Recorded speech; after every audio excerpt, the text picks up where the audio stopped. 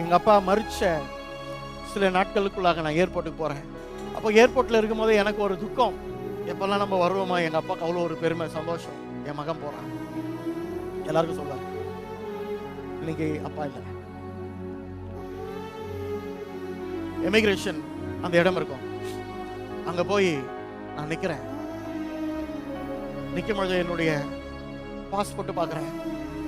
என் passport பார்க்கும்போது என் பேர் அதில் முதல்ல இல்லை, எங்கள் அப்பா பேர் சர்நேம். அதை பார்த்து தான் நான் அழுதுட்டேன். அப்பா, நீ என்னை பார்க்கலன்னு நினைச்சேன், ஆனா என்னையும் உங்க பேரையும் யாராலையும் பிரிக்க முடியாது.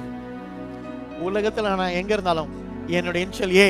எப்பொழுதும் தகப்பன் பிள்ளை உறவை யாராலையும் பிரிக்க முடியாது.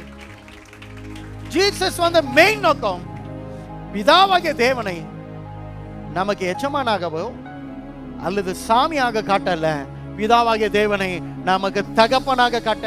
தகப்பன் பிள்ளை உறவை யாராலும் பிரிக்க முடியாது.